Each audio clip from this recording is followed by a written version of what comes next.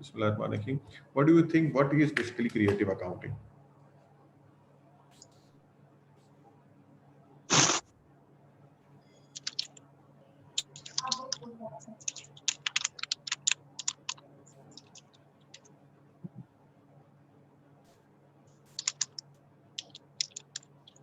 Sir, can I speak? Ji please. Sir, ये होता है कि बुक मैनेजमेंट मजदूर साहब एटीएम निकालें। बाकी काइंडली बाकी लोग जो है ना वो माइक्स म्यूट ही कर दें। 10,000 का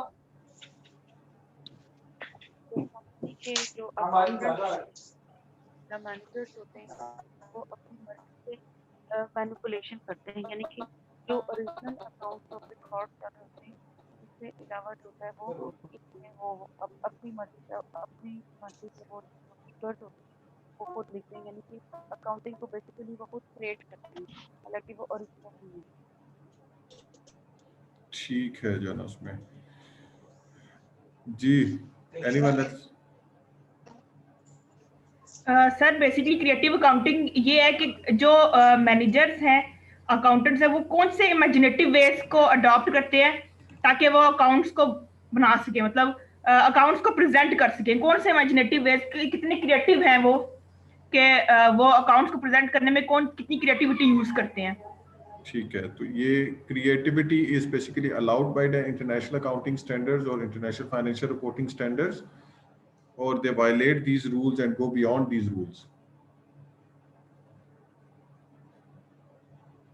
सर इसमें ये भी लिखा हुआ था, एक जगह मैंने पढ़ा कि ये जो क्रिएटिव अकाउंटिंग है ये लॉज को फॉलो करती है, ठीक है, लीगल होती है।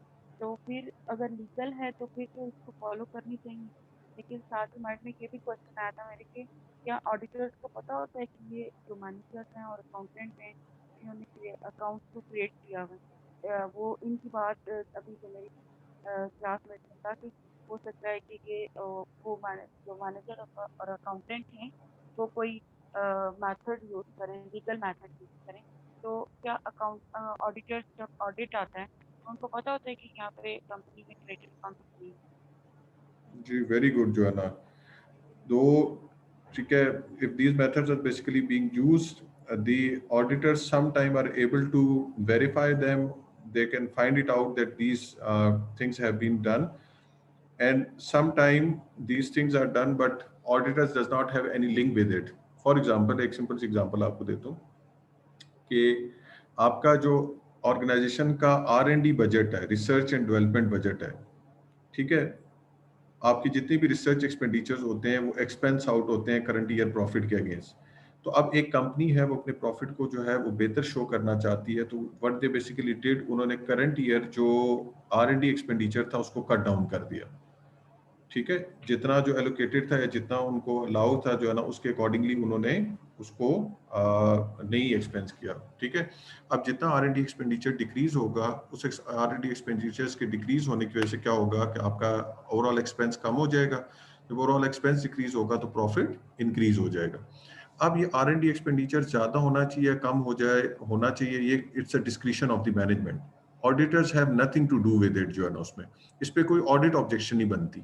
लाइकवाइज फॉर एग्जांपल आपके एडवर्टाइजमेंट एक्सपेंडिचर है, तो ऑर्गेनाइजेशन ने कितना एडवर्टाइज करना है, it's their policy. If they want to go for aggressive advertising they can increase the advertising budget. If they don't want to go for the aggressive advertising they can limit down their situation.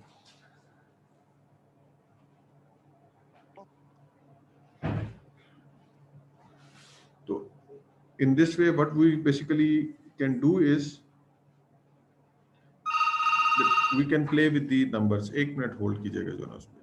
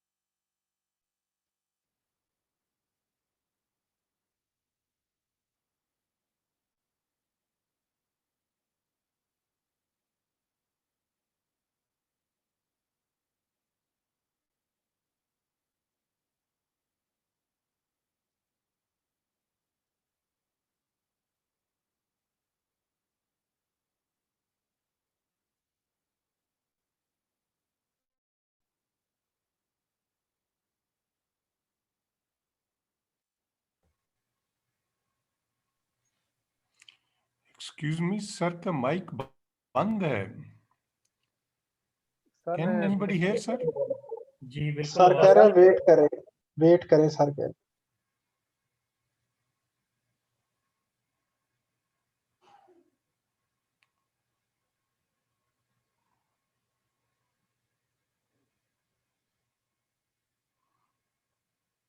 I can't hear. Is it with everyone? ये एक minute kindly wait sir कीजिए। Sir call पे हैं, थोड़ी देर बाद आपसे Sorry for the interruption. So basically what we were discussing was कि for example advertising budget है तो it is the discretion of the management whether they would want to advertise more or advertise less. But the increase or decrease of this expenditure will directly affect the profitability of the business organization. So in current year, if for example the company decreases the advertising expense, automatically their overall expenditure would decrease and profit would increase.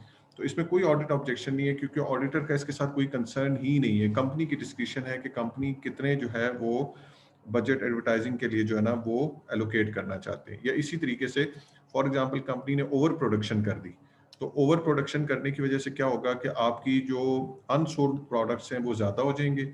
Unsold products का मतलब है ending inventory increase हो जाएगी। तो ending inventory increase होने के जो cost of goods sold आप लोगों ने पढ़ी भी होगी कि finish goods beginning inventory plus purchases minus ending inventory. तो जितनी एंडिंग इन्वेंट्री हाई होगी उतना cost of goods sold expense आपका डिक्रीज हो जाएगा। तो अब जब cost of goods sold expense decrease होगा तो ऑटोमेटिकली प्रॉफिट इंक्रीज हो जाएगा। Now these are the things which are done by the management which won't have any relationship with the audit objection. Reason being ये तो routine जो है ना decisions हैं जो कि मैनेजमेंट डिसाइड करनी है। इंटरनेशनल अकाउंटिंग स्टैंडर्ड इसके ऊपर जो है कोई भी गाइडेंस नहीं दे सकते कि आप ज्यादा प्रोड्यूस करें या कम प्रोड्यूस करें। फॉर एग्जांपल मैनेजमेंट ये एंटिसिपेट कर रही थी कि आने वाले टाइम पीरियड में डिमांड प्रोडक्ट्स की बढ़ जाएगी तो उस डिमांड को मीट करने के लिए उन्होंने प्रोडक्शन इंक्रीज कर दी। जैसे फॉर इंस्टेंस ये था कि जैसे ये सीजनल बिजनेसेस होते हैं तो जैसे समर सीजन स्टार्ट होता है तो बेवरेजेस होगी आइसक्रीम होगी तो इनकी डिमांड बहुत बढ़ जाती है। अब या जैसे अभी ईद सीजन आना है तो ईद पे एकदम से जो कोल्ड ड्रिंक्स वगैरह हैं इनकी डिमांड बहुत मैसिवली इंक्रीज होगी। अब उस डिमांड को मीट करने के लिए कंपनी पहले से प्रोडक्शन कर लेगी। हो सकता है रमजान में या रमजान से पहले उस स्टॉक को उन्होंने प्रिपेयर कर लिया है। अब फॉर इंस्टेंस ऐसा होता है कि ईद के ऊपर गॉड फॉरबिड ये कोरोना वाले स्प्रेड की वजह से ऐसा होता है कि लोग जो है ना कोल्ड ड्रिंक्स या जो है ना ये जो आपकी आइसक्रीम्स हैं ये सॉफ्ट ड्रिंक्स उस साइड के ऊपर नहीं ज़्यादा जो है ना वो जाते। तो जो एंटिसिपेटेड डिमांड है वो मीट नहीं होती तो कंपनी का फाइनेंशियल ईयर क्लोज हो रहा है जून में तो उस सूरत में एंडिंग इन्वेंट्री में बहुत हाई जो है ना स्टॉक रह जाएगा तो automatically cost of goods sold कम हो जाएगी। अब ऑडिटर इस चीज को नहीं जज कर सकता कि कंपनी की जो सेल नहीं हुई है वो एंटिसिपेटेड डिमांड जो है ना वो गलत होने की वजह से होगी या मार्केट सिचुएशन चेंज होने की वजह से होगी या कंपनी ने जानबूझ के जो है ना ज्यादा स्टॉक प्रोड्यूस कर लिया ताकि कंपनी की प्रोडक्शन कॉस्ट जो ओवरऑल जो इन्वेंट्री है वो बढ़ जाए और जो कंपनी का एक्सपेंस डिक्रीज होकर ताकि प्रॉफिट इंक्रीज हो जाए। So these are the things which are available to the managers which they can play with and by playing with these numbers they can manipulate their profit or loss. आगे चल के और भी जो है ना discussions जो है ना वो करेंगे। So sometimes there are certain things which are basically being done which violates the accounting standards, which violates the accounting principles. तो उसके ऊपर तो audit objection आ जाती है लेकिन routine जो decisions होते हैं which can affect the profit or loss of the business organization is generally not affected. Are not basically observed in the audit. So what basically creative accounting is, it is the purposeful intervention in the external financial reporting process with the intent of obtaining some exclusive gain. Purposeful intervention means कि it is purposely done. ऐसा नहीं है कि unintentionally कोई चीज हो जाती है। Managers themselves involved in such kind of the practices and why they involve themselves in such practices to obtain some of the exclusive gain. That gain could be in the current year they want to show a better performance of the business organization. For example, company क्या करना चाह रही है, कोई initial public offering की तरफ जा रही है या एक्स्ट्रा जो है ना वो शेयर्स इशू कर रही है तो उस सिचुएशन के अंदर in order to attract the investors company want to show their better performance. Obviously बात है अच्छी प्रॉफिट की सिचुएशन होगी, अच्छे फ्यूचर प्रोस्पेक्ट्स होंगे तो लोग ज्यादा अट्रैक्ट होंगे, लोग इन्वेस्ट करेंगे। इसी तरीके से company is going for debt financing, loan लेना चाहती है तो ऑब्वियसली बात है लेंडर्स को भी तो फाइनेंशियल पोजीशन शो करनी है, फाइनेंशियल इंस्टीट्यूशंस को भी तो बेटर परफॉर्मेंस जो है ना शो करनी है। अगर फाइनेंशियल इंस्टीट्यूशंस को बेटर परफॉर्मेंस शो नहीं होगी तो ऑटोमेटिकली वो आपको लोन जो है ना नहीं देंगे, लैंड नहीं करेंगे। तो just to go for the financing option sometime companies what they do is they go for window dressing और they basically manipulate the numbers in such a way that it shows a better performance of the business organization. या इसी तरीके से company अपना tax जो है ना expense या टैक्स बर्डन रिड्यूस करना चाहती है, तो अगर प्रॉफिट कम होगा तो टैक्स कम पे करना पड़ेगा। तो उस सिचुएशन के अंदर कंपनी क्या करती है, ऐसी टेक्निक्स जो है ना मैनेजमेंट यूज करती हैं कि जिससे जो है ना ओवरऑल एक्सपेंडिचर डिक्रीज हो या रेवेन्यू कम रिपोर्ट हो। इस ओवरकास्टिंग ऑफ एक्सपेंडिचर या अंडरकास्टिंग ऑफ रेवेन्यू के जरिए क्या किया जा सकता है, प्रॉफिट को डिक्रीज किया जा सकता है, और जब प्रॉफिट डिक्रीज होगा ऑटोमेटिकली टैक्स एक्सपेंस भी डिक्रीज हो जाएगा। Some other definition include that creative accounting is the transformation of financial accounting figures, that you play or you change the financial accounting figures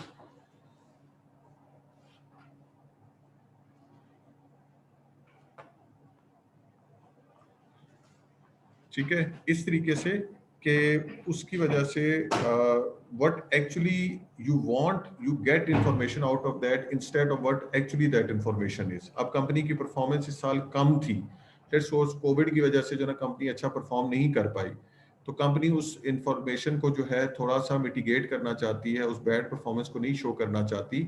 तो जो इंफॉर्मेशन एक्चुअल है और जो वो लाना चाहते हैं, उस लाने के लिए जो वो अपनी फाइनेंशियल इंफॉर्मेशन को जो ट्रांसफॉर्म करते हैं, चेंज करते हैं, that is known as creative accounting. और एनी और all the steps that are used to play the financial numbers game means you are playing with the numbers, including the aggressive choice and the application of accounting principles. Aggressive choice का मतलब यह है कि आपके पास accounting method जैसे है, तो उसमें अकाउंटिंग में डिफरेंट ऑप्शंस आपके पास अवेलेबल होते हैं डेप्रिसिएशन चार्ज करने के लिए। For example there is a straight line method of depreciation, जहाँ पे हर साल जो अमाउंट ऑफ डेप्रिसिएशन है वो क्या रहेगी, सेम रहेगी जो है ना उसमें, ठीक है। There is declining balance method of depreciation, जहाँ पे अमाउंट जो है वो हर साल जो है बुक वैल्यू के अकॉर्डिंगली चार्ज होगी, तो वो चेंज होती जाएगी। For example if you go for straight line method of depreciation, तो 100,000 का आपका एसेट है, अगर इसके ऊपर 20% डेप्रिसिएशन एक्सपेंस है, तो आपने क्या किया, इस पे 20% चार्ज किया, तो अमाउंट आ गई 20,000। नेक्स्ट ईयर क्या होगा, जब दोबारा डेप्रिसिएशन चार्ज करेंगे, तो again you will charge the depreciation on the cost of the asset, that is 100,000, तो again the amount of depreciation would be same 20,000। In the third year, the same practice would follow. In the fourth year, the same practice would follow. So every year, the amount of depreciation expense is same.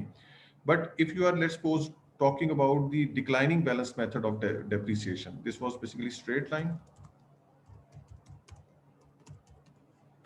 Then there is declining balance method of depreciation.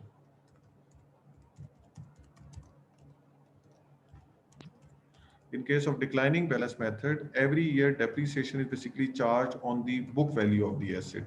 Book value means कि उसकी cost में से उसकी जो depreciation है minus कर देते हैं। Initial cost कितनी है 100,000, इस पे depreciation देखें आप कितनी है 20,000, तो 100 में से 20,000 माइनस करें, तो नेक्स्ट ईयर depreciation 100,000 पे नहीं चार्ज होगी, बल्कि कितने पे होगी 80,000 पे। तो 80,000 का 20% लेंगे तो दिस इज 16,000। अब इस 80,000 में से 16,000 को अगर माइनस कर दें, तो next year the amount of the asset would be, book value would be 64,000। इस 64,000 का अगर हम 20% लेंगे, तो दिस इज 12,800 समथिंग, जो है, so on and so fourth. तो अब ये देखें, here the amount of depreciation is remaining same every year, you are charging depreciation expense of 20,000, but here every year the amount of depreciation is decreasing. So initial years are having more depreciation, in the subsequent year the amount of depreciation is less. तो अब ऐसे method आप use कर सकते हैं जिसमें amount of depreciation change हो। ये डिक्लाइनिंग बैलेंस मेथड की बजाय, for example you went for double declining balance method, तो डबल डिक्लाइनिंग में क्या होगा कि जो आपका रेट ऑफ डेप्रिसिएशन है वो डबल हो जाएगा। आपने क्या किया था, 100,000 पे 20% जो है ना वो चार्ज किया था, तो अब अगर हाफ ईयर कन्वेंशन नहीं यूज करते, तो 40% का मतलब है अमाउंट ऑफ डेप्रिसिएशन कितनी आ जाएगी 40,000। नेक्स्ट ईयर 60,000 पे जो है ना वो डेप्रिसिएशन चार्ज करेंगे, ठीक है, दैट वुड बी 40%, ठीक है, तो दिस इज 24,000। तो आप देखें सिर्फ मेथड ऑफ डेप्रिसिएशन चेंज होने से क्या हो रहा है, हर साल की अमाउंट ऑफ डेप्रिसिएशन चेंज होती जा रही है। और इसका बेनिफिट क्या होगा कि जो आपकी रिपोर्टेड प्रॉफिट है, जो शेयर होल्डर्स को फाइनेंशियल रिपोर्टिंग के लिए रिपोर्ट कर रहे हैं, दैट प्रॉफिट वुड चेंज जो है उसमें। जी रियाज साहब, आप कुछ पूछ रहे थे?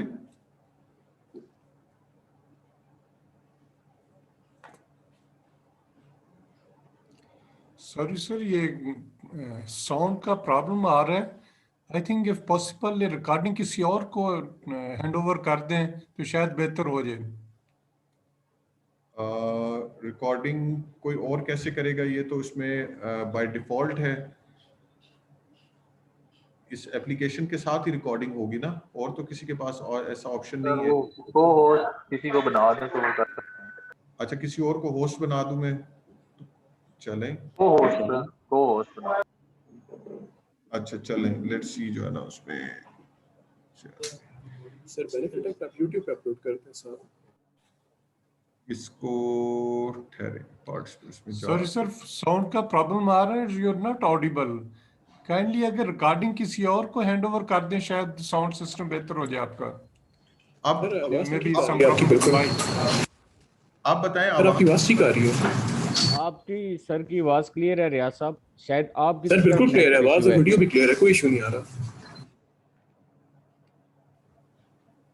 सर आपके साथ रिकॉर्डिंग शेयर कर देंगे, होपफुली प्रॉब्लम रिजॉल्व हो जाएगा। बाकी लोगों को क्लियर है? Yes sir. यस सर बिल्कुल क्लियर है, वीडियो भी क्लियर है, ऑडियो भी क्लियर है। अच्छा ठीक है, कोई इशू नहीं। हो सकता है कि वो उधर उनकी साइड पे जो है ना कोई इंटरनेट का इशू है जिस वजह से वो क्लियर नहीं आ रहा। ठीक है, कोई इशू नहीं है, फिर will continue with the same setting. उसमें यह है कि सर को बाद में वो रिकॉर्डिंग शेयर कर देंगे अगर प्रॉब्लम आ रहा है जो उसमें। ठीक है जी। अच्छा जी, तो वी वर सेइंग कि by just changing the method of depreciation by going for the aggressive choices, जहां पे डेप्रिसिएशन की अमाउंट ज्यादा आएगी तो automatically you will play with the numbers. अब ये जो अकाउंटिंग पॉलिसीज हैं, this is the description of the management, although these are being reported कि हम कौन सा मेथड जो है ना वो यूज कर रहे हैं, और अगर उसमें कोई चेंज करते हैं तो that change is also mentioned in the notes to accounts. And not only the change is mentioned, बल्कि उसके साथ इंपैक्ट भी शो किया जाता है कि अगर इसको पॉलिसी को हम चेंज ना करते तो क्या जो है ना इफेक्ट आता। लेकिन इन चीजों को यूज करके क्या किया जा सकता है, आप प्ले कर सकते हैं प्रॉफिट के साथ। इसी तरीके से फॉर एग्जांपल रेवेन्यू को आपने रिकॉर्ड करना है, आगे चल के माइक्रोसॉफ्ट का केस डिस्कस करेंगे। फॉर एग्जांपल आपने कोई प्रोडक्ट सेल की है $1000 की। नाउ द क्वेश्चन इज कि इसमें से कितनी अमाउंट हम क्या करें, रेवेन्यू के तौर पे रिकॉर्ड करें। जी क्या आंसर है आपका? आपकी सेल हुई है $1000 की, लेट्स सपोज आपने कोई सॉफ्टवेयर पैकेज सेल किया $1000 का। इस $1000 में से कितनी अमाउंट रेवेन्यू के तौर पे रिकॉर्ड करेंगे? सर कॉस्ट एक लेस करने के concept बाद अगर जो break रिमेनिंग अमाउंट होगी वो रेवेन्यू होगी। नहीं, वो तो प्रॉफिट आ ब्रेक जाएगा इवन ना। पॉइंट पे तो आ जाते हैं सर। नहीं सर, ब्रेक इवन पॉइंट पे जितनी आपका जितनी कॉस्ट आई है उतना आपका सेल होगी, नो प्रॉफिट नो लॉस। नहीं नहीं, जनरली रेवेन्यू को कैसे रिकॉर्ड करते हैं? When revenue is recorded? Sir इसमें से देखना पड़ेगा कैश पे कितना है, क्रेडिट पे कितना है। उसमें से जो कैश है वो तो रिकॉर्डेड हो जाएगा, रेवेन्यू हो जाएगा इस ईयर का। जो नहीं क्रेडिट पे है वो तो नहीं होगा। नहीं, ये कैसी बात होगी? हम नॉर्मली अकाउंटिंग में दो सिस्टम यूज करते हैं, एक कैश बेस अकाउंटिंग है, दूसरा एक्रूअल बेस अकाउंटिंग है। जो आप बात कर रहे हैं that is 100% true for cash base accounting. ठीक है, कि in case of cash base accounting revenue is recorded when cash is received. ठीक है, मैं यहाँ लिख भी देता हूँ ताकि वो क्लैरिफाई हो जाए कि इन कैश बेस्ड अकाउंटिंग, ठीक है, जो रेवेन्यू का रिकग्निशन क्राइटेरिया है, रेवेन्यू कब रिकॉर्ड होगा? When cash is received. आपने चीजें बेची हैं, उसके अगेंस्ट जब आपको कैश रिसीव होगा तो आप उसको रेवेन्यू रिकॉर्ड कर लेंगे। अनलेस और until that cash is not received आप उसको रेवेन्यू रिकॉर्ड नहीं कर सकते। मींस क्रेडिट ट्रांजैक्शन आपका जो है वो रेवेन्यू के तौर पे रिकॉर्ड नहीं होगी। और जब आप एक्सपेंस की बात करते हैं तो in case of expense, expense will be recorded when cash is paid. ठीक है, this is in cash based accounting, but normally according to generally accepted accounting principles we do not go for cash based accounting. Most of the business organization use accrual based accounting. In case of this accrual based accounting, your revenue is recorded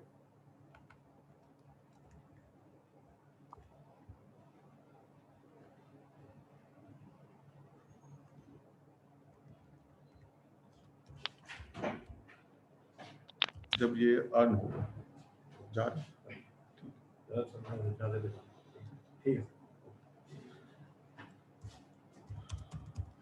when it is earned. ठीक है। Earn का normally ये होता है कि ये थोड़ा सी tricky चीज है, इसको भी ये नहीं मैं यहाँ लिखता जो उसमें। और एक्सपेंस इज रिकॉर्डेड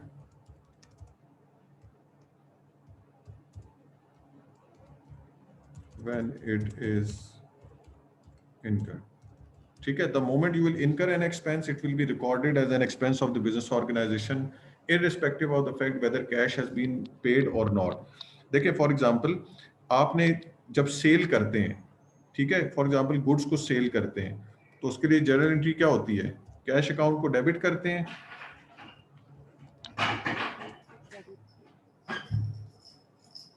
और दूसरी साइड पे क्या होता है, जो सेल्स हैं उनको क्रेडिट कर देते हैं, ऐसे ही होता है। ठीक है, फॉर एग्जांपल आपने 10,000 की जो है ना वो सेल की, तो 10,000 डेबिट साइड पे, 10,000 क्रेडिट पे। अगर आप क्रेडिट पे सेल कर रहे हैं, फिर ट्रांजैक्शन क्या होगी? डेटर टू अकाउंट रिसीवेबल हो जाएगी ना सर। ठीक है, अकाउंट रिसीवेबल डेबिट हो जाएगा, सेल्स क्रेडिट हो जाएगी। ठीक है, तो इस सूरत में भी ये 10,000 आपका जो है वो डेबिट साइड पे आ जाएगा और 10,000 आपने क्या किया, रेवेन्यू के तौर पे यहाँ रिकॉर्ड कर दिया। ऐसी है जी? Yes sir. यस ओके, तो अब ये देखें, इस सूरत में भी ये जो सेल्स है, this is the revenue of the business organisation, this is basically sales revenue.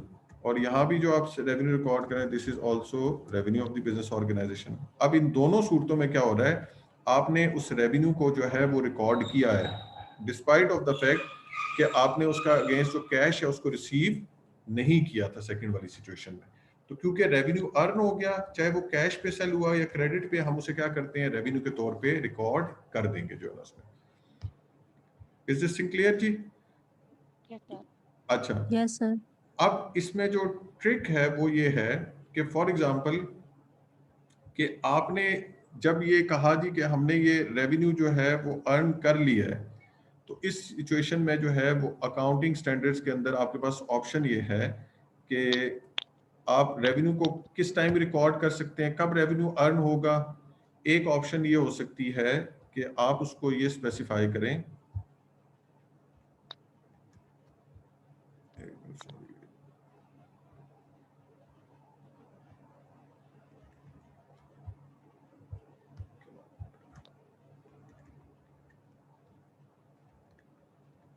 एक जो है ना आप ये कर सकते हैं, receipt of order. The moment you receive an order, आप क्या करते हैं, उसको रेवेन्यू के तौर पे रिकॉर्ड कर लेते हैं जो है ना उसमें। ठीक है, बहुत सारे देखें आप क्या करते हैं, ऑनलाइन प्रोडक्ट्स वगैरह जो मंगा रहे होते हैं, या फॉर एग्जांपल ये जो फूड पांडा से आप ऑर्डर करते हैं, तो बाय एंड लार्ज ऐसा होता है जब भी ऑर्डर कर रहे होते हैं उसको आप परचेज करते हैं, तो एक कंपनी ये कहती है कि जो भी हमें ऑर्डर करता है वो 100% कंफर्म हमसे जो है ना वो प्रोडक्ट लेता है। मैकडॉनल्ड्स पे आप ऑनलाइन मंगवाते हैं तो कंफर्म उस चीज को जो है ना वो बाय करते हैं, तो कभी ऐसा नहीं हुआ कस्टमर ने रिटर्न किया तो the moment they receive the order they record it as revenue of the business organisation कि इतनी हमारी सेल्स हो गई हैं। ठीक है, दूसरा ये कहते हैं जी कि नहीं, ऐसा नहीं है, ऑर्डर रिसीव होने के ऊपर नहीं है, ऑर्डर तो कैंसिल भी हो सकता है, शिपमेंट ऑफ गुड्स के ऊपर कर देते हैं। जब गुड्स हम डिलीवर कर देंगे तब उसको रेवेन्यू के तौर पे रिकॉर्ड करेंगे, क्योंकि सम टाइम ऐसा होता है कि ऑर्डर्स बहुत ज्यादा आ जाते हैं, डिलीवर करना हमारे लिए पॉसिबल नहीं होता जो है उसमें। ठीक है, ये भी पॉसिबल है। तीसरा ये कहते हैं जी कि शिपमेंट ऑफ गुड्स के ऊपर, या इसको हम कह देते हैं जी डिलीवरी ऑफ सर्विसेज, कि जब हम सर्विसेज प्रोवाइड कर देंगे तो तब हम उसको रिकॉर्ड कर देंगे। तीसरा कहते हैं जी कि हम करें receipt of goods by the buyer, buyer को जब वो मिल जाएंगी तो तब हम करेंगे। ठीक है, मोस्ट ऑफ द टाइम ऐसा होता है कि ऑनलाइन प्रोडक्ट मंगवाई है, आप कस्टमर ट्रेस करते रहते हैं, कस्टमर की तरफ जो है ना वो मिला ही नहीं, या अगर वो मिला तो उसने जो है ना वो बाय करने से इनकार कर दिया, तो जब तक वो लेता नहीं है हम उसको रेवेन्यू के तौर पे रिकॉर्ड नहीं करते। और चौथा ये कहते हैं जी कि जब तक हमें कैश रिसीव नहीं होता उस टाइम तक हम रेवेन्यू को रिकॉर्ड नहीं करेंगे। All these possibilities are permitted by the accounting standards, कि आप किसी को भी फॉलो कर सकते हैं। शिपमेंट ऑफ गुड्स को भी, या डिलीवरी ऑफ सर्विसेज को, receipt of goods by the buyer, इसको भी कर सकते हैं, और कैश रिसीट के ऊपर भी जो है ना जा सकते हैं। अब फॉर एग्जांपल ये डिलीवरी ऑफ जो सर्विसेज जिसकी बात हम कर रहे थे, कि फॉर एग्जांपल एक सॉफ्टवेयर पैकेज आपने जो है ना वो सेल किया, आपकी सेल्स हुई $1,000 की, तो इसमें से कितनी अमाउंट रेवेन्यू के तौर पे रिकॉर्ड करेंगे? सारी की सारी अमाउंट? जी बिल्कुल, ऐसा होना चाहिए कि आपने सेल कर दी है, जो है वो सॉफ्टवेयर पैकेज आपने उसको सेल कर दिया तो ये रेवेन्यू के तौर पे रिकॉर्ड कर दें। आप किसी सेल फोन की शॉप पे गए, वहां से आपने सेल फोन परचेज किया 1 लाख का, 1 लाख रुपीज का उसने सेल फोन आपको सेल किया, तो 1 लाख को रेवेन्यू के तौर पे रिकॉर्ड कर देगा, बिल्कुल ठीक है। लेकिन इस सॉफ्टवेयर पैकेज के साथ क्या था कि आफ्टर सेल सर्विसेज भी जो है ना वो एसोसिएटेड थी। तो आपने कहा जी कि ये 100% हमारा अर्न रेवेन्यू नहीं है, इसमें से कुछ ऐसा पोर्शन भी है जो कि अभी हमारे पास क्या है, अनअर्नड है। तो जब वो अनअर्नड है तो उसको हम रेवेन्यू के तौर पे नहीं रिकॉर्ड कर सकते, क्योंकि आप लोगों ने पढ़ा होगा अकाउंटिंग में, unearned revenue is basically the liability of the business organisation. Unearned का मतलब है पैसे आपको मिल गए हैं लेकिन अभी तक आपने सर्विसेज प्रोवाइड नहीं की। फॉर एग्जाम्पल एडवांस पेमेंट कर देते हैं, आप जो है वो गए किसी बुटीक में, आपको कोई ड्रेस जो है ना पसंद आया, आपने कहा जी ये दे दें, तो उन्होंने कहा सॉरी ये तो ऑर्डर पे जो है ना बनवाना पड़ेगा। तो आपने कहा जी ठीक है, इसकी एडवांस पेमेंट मैं आपको कर देता हूँ, ये कर देती हूँ, मुझे जो है ना कितने दिन के बाद आप बनवा के दे दें। वो कहते हैं 1 वीक में हम आपको बना देंगे। तो ये जो एडवांस में उन्होंने आपसे पैसे रिसीव कर लिए हैं, अब ये उनकी लायबिलिटी है कि उन्होंने आपको क्या करना है, ये काम पूरा करके देना है। तो it's not revenue for them, it is the liability of the business organisation. तो जो अर्न रेवेन्यू है इसको तो आप रेवेन्यू के तौर पे लिखेंगे, जो आपके पास अनअर्न है this is the liability of the business organisation. तो अब इस कंडीशन के अंदर ये है कि it depends on the management के वो सारी की सारी जो सेल्स हुई हैं उस सारे को रेवेन्यू के तौर पे रिकॉर्ड करना चाहते हैं या कुछ पोर्शन रेवेन्यू के तौर पे रिकॉर्ड कर दें, कुछ portion liability. For example company ये कहती है कि जर्नल प्रैक्टिस ये है कि हमें 30% जो है ना वो कंप्लेंट आती है आफ्टर सेल सर्विसेज की, तो इस 1000 में से जो 70% है इसको तो रेवेन्यू के तौर पे रिकॉर्ड कर देते हैं, 30% जो है हमें अगले 3 साल में इनको सर्विसेज प्रोवाइड करनी पड़ेंगी, तो जब हम सर्विसेज प्रोवाइड करेंगे तब वो रेवेन्यू होगा, तो हम तब उसको जो है ना वो रिकॉर्ड करेंगे।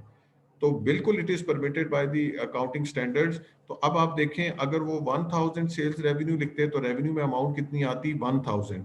जब उन्होंने रेवेन्यू को लिखा 700 तो $300 से क्या किया, अपने रेवेन्यू को डिक्रीज कर दिया। तो जब रेवेन्यू डिक्रीज होगा तो ऑटोमेटिकली प्रॉफिट भी डिक्रीज हो जाएगा। तो just by playing with in the rooms of the accounting standards, accounting standard ये सारी परमिशंस आपको देता है कि कोई भी आप कर सकते हैं, depending on the practices, industry practices हैं या कंपनी की अपनी नॉर्म्स हैं, उसके अकॉर्डिंगली जो है ना वो अपनी अकाउंटिंग जो है ना जो रेवेन्यू रिकग्निशन प्रैक्टिसेस हैं उनको फॉलो कर सकते हैं। तो अब सिचुएशन में क्या है कि अब किसने ये डिसाइड करना है कि 70% अभी सेल हो गया, 30%। अगर कंपनी ये कह देती है 50% अभी हुआ और 50% बाद में, तो ऑटोमेटिकली देख लें रेवेन्यू ऑलमोस्ट हाफ हो गया। कंपनी ये कहती है 90% अभी हो गया है, 10% बाद में, तो बिल्कुल जो है ना वो ये कंपनी की डिस्क्रिप्शन के ऊपर है। तो just by playing with these values what they can do is they can play with their revenue, and by playing with their revenues they can play with the profit of the business organisation. Is this clear जी? Yes sir. ठीक है, ये session Yes, sir. खत्म होने लगा है। ये meeting क्योंकि स्केड्यूल नहीं हुई थी, तो नया जो है ना वो लिंक आपको मैं सेंड करता हूँ, काइंडली उस न्यू लिंक को जो है ना वो ज्वाइन कीजिएगा। ठीक है जी।